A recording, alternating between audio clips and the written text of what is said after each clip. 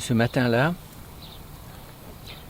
le grand-père de Douglas Spaulding a été réveillé par un bruit qu'il attendait depuis longtemps.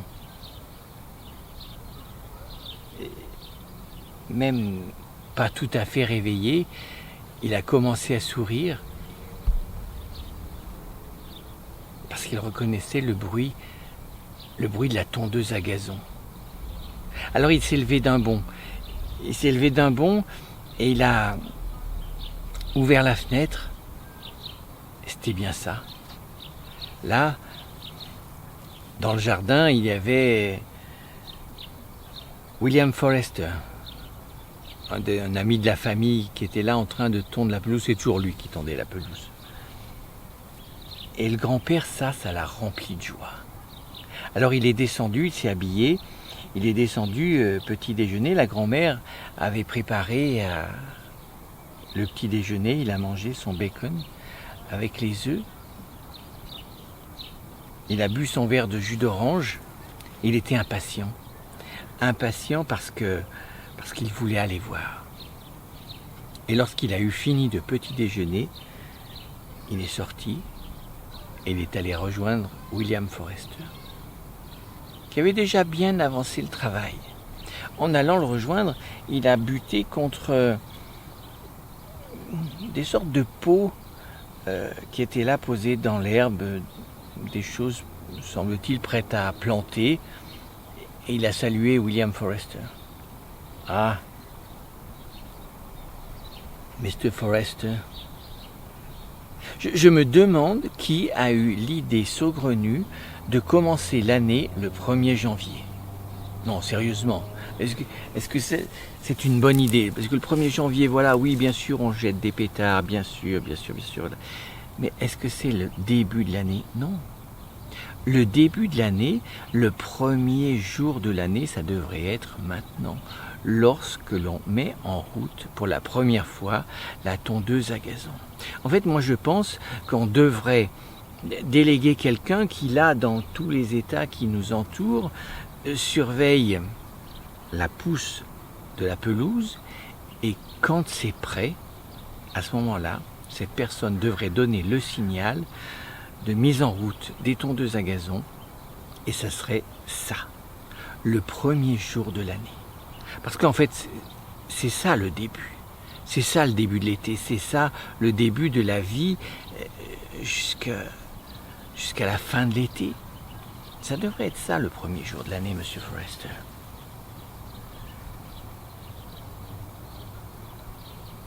Bill Forrester avait arrêté la tondeuse à gazon et il écoutait grand-père Spaulding. Mais dites-moi, Bill, qu'est-ce que c'est que ces choses sur lesquelles j'ai failli buter là en venant vous voir? Ah, ça, Monsieur Spaulding, c'est un cadeau que je voulais vous faire.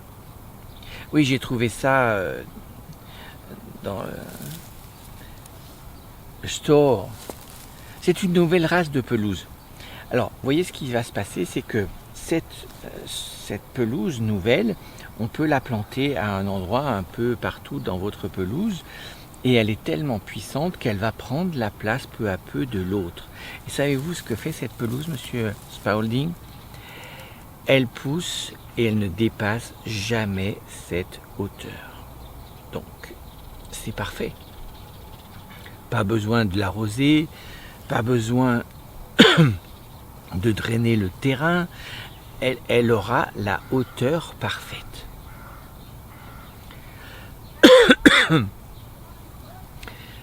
Oui, mais dites-moi, Monsieur Forrester, vous avez demandé la permission à qui d'acheter cette pelouse-là? Non, parce que moi, ce que j'aime justement dans la pelouse, c'est que vous la tondiez. Moi, ce que j'aime, c'est cette odeur d'herbe coupée. Ce que j'aime, c'est que avant que vous l'ayez coupée, il y a des endroits, je sais très bien, là-bas il y a un peu plus d'eau, elle pousse davantage. Et là que c'est sec, elle est presque rase.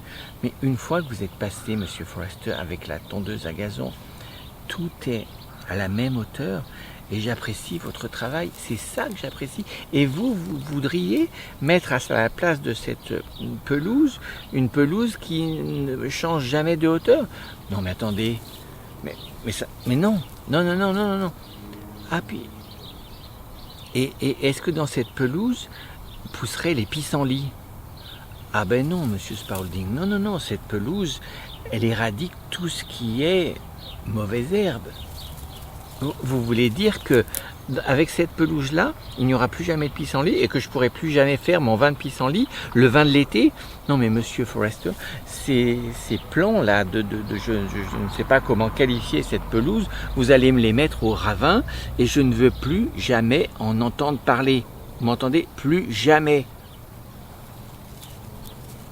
Quand je serai mort, vous ferez ce que vous voudrez, si les autres le veulent bien. Mais tant que je vivrai, je veux ma pelouse et je veux entendre le bruit de la tondeuse à gazon, monsieur Forrester. Et le grand-père, il s'était un peu énervé, il est rentré à la maison et il a bu un petit coup de son vin d'été, de son vin de pissenlit.